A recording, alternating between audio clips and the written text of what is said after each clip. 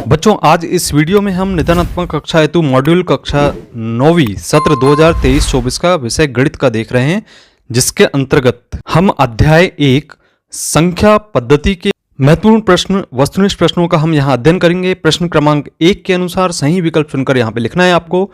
तो सबसे पहला प्रश्न है, एक परिमेय संख्या तथा अपरिमेय संख्या का योग अंतर एक संख्या होगी।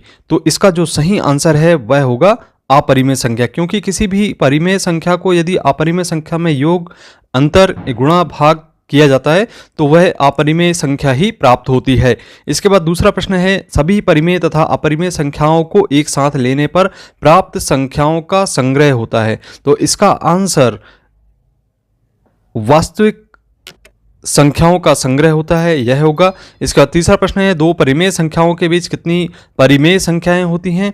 तो दो परिमेय संख्याओं के बीच हम अनंत परिमेय संख्याओं को ज्ञात कर सकते हैं। इसके बाद चौथा प्रश्न है, सबसे छोटी पूर्ण संख्या होती है?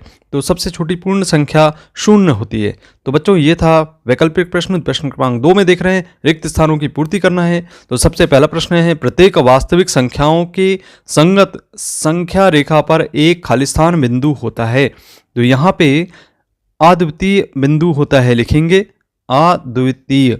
इसके बाद दूसरा प्रश्न है कि एक खालिस्तान संख्या का दशमलव प्रसार शांत या अनवसानी तथा आवर्ती होता है। तो यहाँ पे लिखेंगे हम परिमेय संख्या। इसका आंसर होगा दूसरे का परिमेय संख्या। तीसरा प्रश्न है, एक अपरिमेय संख्या का दशमलव प्रसार खालिस्तान होता है। तो इसका आंसर होगा बच्चों अनवसानी तथा अनावर्ती।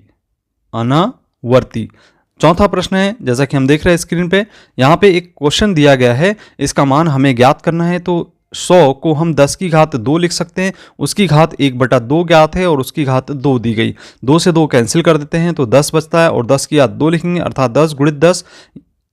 इसका मतलब ये है कि 10 का गुणा करने पर हमें 100 प्राप्त हो जाता है। तो इसका जो आंसर होगा वह होगा 100। इसके बाद अगला प्रश्न है प्रश्न क्रमांक 3, जिसमें हम पहला प्रश्न देख रहे हैं, संख्या s को अपरिमेय संख्या कहा जाता है यदि इसे p/q के रूप में लिखा जा सकता है, जहां p तथा q पूर्णांक हैं, q बराबर नहीं है 0। यह कथन असत्य होगा। तो इसका आंसर है असत्य। इसके बाद अगला प्रश्न है, प्रत्येक पूर्णांक एक परिमेय संख्या होती है। तो यह कथन सत्य होगा। तीसरा प्रश्न है, प्रत्येक अपरिमेय संख्या एक वास्तविक संख्या होती है। तो यह कथन सत्य होगा। चौथा प्रश्न है कि प्रत्येक परिमेय संख्या एक पूर्णांक होती है। तो यह कथन असत्य होगा। चलिए बच्चों, अब प्रश्न क्रमांक 4 यहाँ पे देख रहे हैं, जिसमें हमें एक शब्द अथवा वाक्य में उत्तर देना है। एक परिमेय संख्या का दशमलव प्रसार किस प्रकार का होता है? तो यहाँ पे हम इसका आंसर लिखेंगे, या तो शांत लिखेंगे या फिर हम लिख सकते हैं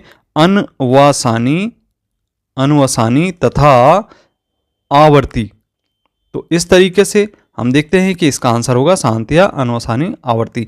दूसरा प्रश्न है, ऐसी संख्या जिसे p/q के रूप में व्यक्त नहीं किया जा सकता है, p और q पूर्णांक है, q बराबर नहीं है 0 को क्या कहते हैं? तो यहाँ पे ये संख्या कहलाती है अपरिमेय संख्या। इसे कहते हैं अपरिमेय संख्या। इसके बाद तीसरा प्रश्न है, जैसे कि हम देख रहे हैं 1/7 का दशमलव प्रसार किस प्रकार का होता है? तो इसको सरल कर लेंगे बच्चों। 1 में हम 7 का भाग देते हैं और देखते हैं कि यह एक अनवसानी तथा आवर्ती है। तो इसे हम लिखेंगे अनवसानी तथा आवर्ती। इसके बाद बच्चों यहाँ पे देख रहे हैं हम प्रश्न क्रमांक 4।